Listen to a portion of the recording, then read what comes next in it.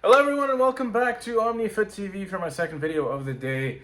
This is going to be a first impressions video ahead of Euro 2024. Now, when it came to the last Euro, things seemed to be easier to analyze, easier to look at, to break down overall. Excuse me. But in regards to this one, something here doesn't really seem to tick. Like, if you look at Italy, the squad overall seems to be lacking. I've heard fans all over social media complain about the fact that they feel like they lack individual quality and that they're not necessarily as cohesive as they should be under Spalletti. And I watched their friendly against Turkey the other day. Both teams were incredibly lackluster. And there's no need for me to remind you how Turkey did in the last Euros. Turkey went into the last Euros having qualified atop their group. They were on a roll, and they went into the tournament and got lambasted by everything and everyone in their way. Italy were never favorites. They went in as a team that nobody even wanted to look at and think, okay, these guys are dark horses. No, that wasn't the case at all. And they went on to win the tournament. I think I'm getting used to the idea that Italy generally go into tournaments not as favorites and then they go on to win. I'm not sure that's going to happen now, but, you know, it's worth noting that the pressure doesn't seem to be on the players. If you look at England, for instance, oy vey. Now, I think I've spoken about England as a national team more than I've spoken about any other national team in Europe or in the world, simply because of Gareth flipping Southgate. For a team to have literally the best squad in terms of quality, in terms of overall depth. Now, based on his choices, they don't really have that depth. They don't have as much depth as they should, at least. For instance, they took Luke Shaw, and they completely forgot to take another backup left back. Like, there's that. Shaw isn't even fit. It's just... They didn't take Braithwaite. He decided to leave out Madison. I think that is a controversial choice. Leaving out Grealish, I'm perfectly for. He didn't do anything last season. I don't know why everyone is so shocked. Leaving out Maguire, thank the heavens that he finally saw the light. I don't think anyone's having issues with these particular choices. But overall, the man is tactically inept. He is completely and utterly inept in a way that I have never seen a manager on the international stage. And yet, he has gone on to do well simply because, I'm not going to say his opposition is weak. That has been the case. His opposition has generally been weaker in every tournament that he's been in until he's faced the real tough ones. Obviously, I'm not going to include Germany because they did beat Germany in the last Euros, but the Germany team that they beat was extremely weak. So that doesn't really apply, in my humble opinion. I mean, they were tactically outdone. They played horribly, and yet they still found a way. The man took 4 right backs to the last Euros and played them all over the pitch. He had a Champions League winning left back, and he still left him out of the team. He didn't have a backup striker most games. He had Calvert-Lewin, but some days he'd leave him out of the squad. Decisions like this, things like these, it's just... This man has gone far despite himself. And I don't see that continuing in this tournament. I'm sorry.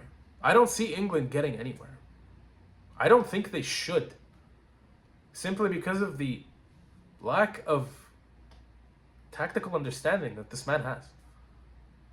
And then you can look at France, for instance. I've been critical of Deschamps' tactics for the longest time. I've taken issue with Deschamps for just seemingly not having a proper system in place. However, I can't deny that the man's man management and his ability to make the right decisions at the right time, especially with his substitutions, most notably his substitutions in the World Cup final, I can't fault him. It seems as though France is the most cohesive side on paper, alongside Portugal, who have the most depth of any side in Europe. You look at their squad, and you think this side could easily field two separate starting 11s. Granted, Roberto Martinez is not necessarily the name that you would have associated with the Portuguese national team and the quality that they currently possess. His work, however, has proven so far in terms of results on paper, and again I stress on paper because the game is played on grass at the end of the day. I don't know if you've heard that before. Brian Clough once said it. Everything looked good on paper, but the game was played on grass, unfortunately. He said that after a loss. And we kind of have to go back to that quote because in this situation, it's the same thing. You wonder how far this Portugal side can go. However, you look at Martinez and start to think. Because his record at Belgium, bearing in mind that he literally had the golden generation of Belgian football right in his hands, and still somehow didn't win a thing. They didn't win anything. It baffles me. And when you look at Belgium, you think to yourself, this side is weakened. They're a weaker, older Belgium who don't have players who can consistently perform with the chemistry that they once had. And I remember people looking at them in the World Cup and Kevin De Bruyne having come out to say that they weren't going to get far because they're old. There was that, and they had a horrible campaign. I don't know if we're going to see a repeat of that. If they win the Euros, it'll definitely be a miracle. But I don't think we can consider them dark horses just yet. And that may work in their favor. You know, it could. This tournament is going to be strange. You look at Austria, for instance. They have more quality. Likes of Baumgartner, Sabitzer, Arnautovic, who has always been known to cause as much trouble as humanly possible on the pitch. There's something going on with this tournament that obviously presents a shift in European football in terms of consistency.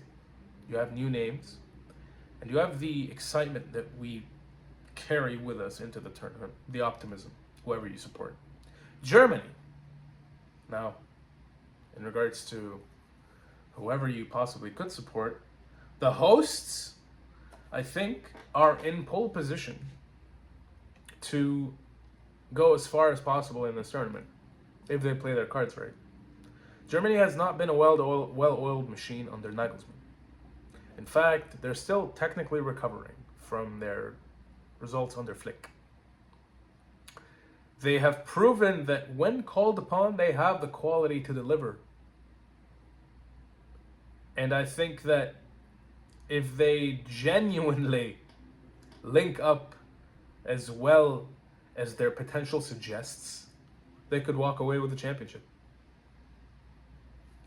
These are my overall first impressions of the majority of the bigger teams.